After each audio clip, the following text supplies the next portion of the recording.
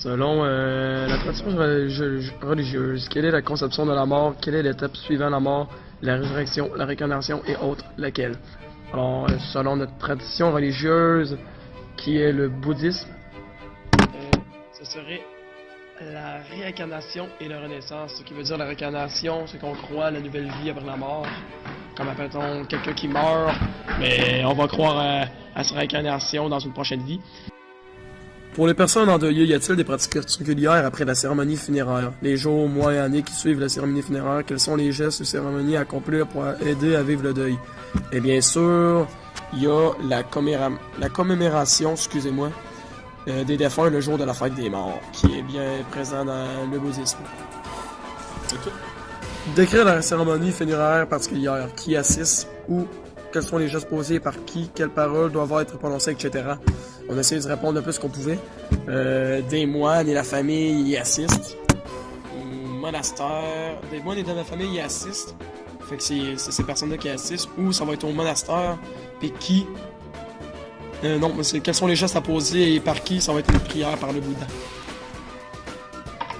Que doivent-ils faire avec le corps ou sur le corps après la mort, entre le décès et la cérémonie, les gestes à poser et la préparation du corps? Comme je vous disais tantôt, c'est pas mal le même rituel. Avant le corps, ils doivent les rincer. Et ensuite, les morts seront incinérés là-bas, dans la religion du bouddhisme. Y a-t-il des gestes particuliers de poser lorsqu'une personne est mourante? Lesquels est leur signification, paroles à prononcer et rituels à faire avant un décès? Lors du dernier souffle, le corps est placé dans la position de Bouddha. Couché sur le côté droit, main gauche sur la cuisse gauche et main droite sur le visage. Position du lion couché. Alors c'est ça les gestes posés dans la religion du bouddhisme lorsqu'il y a une personne mourante. Y a-t-il des objets symboliques utilisés durant les rituels en lien avec la mort nommés les objets religieux utilisés en décrire l'usage au moment où la personne est mourante ou décédée? Ben, il y a les pratiques des purifications, puis il y a le pawas qui consiste à faire un transfert de conscience. La conception de la vie après la mort influence-t-elle les personnes dans leur quotidien? Les actions quotidiennes, la vie de tous les jours, est-elle différente pour ces croyants parce qu'ils croient en une vie après la mort? De quelle façon et pour quelle raison?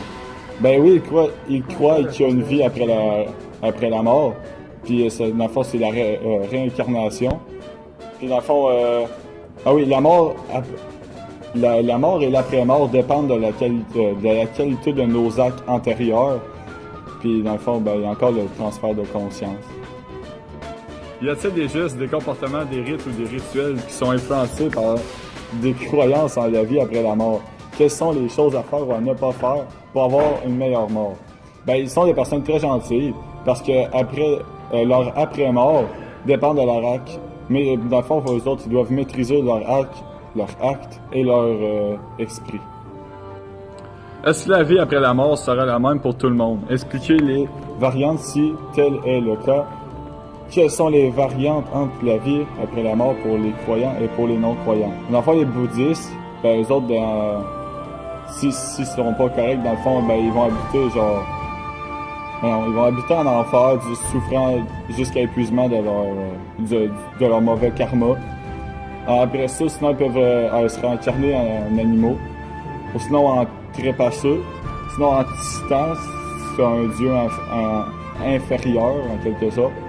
Puis le cinquième choix, ben, ils peuvent être un dieu. Puis le sixième, ben, ils peuvent redevenir un homme. Puis les non-croyants, ben, quand ils sont morts, ben, ils sont morts, là, ça finit là.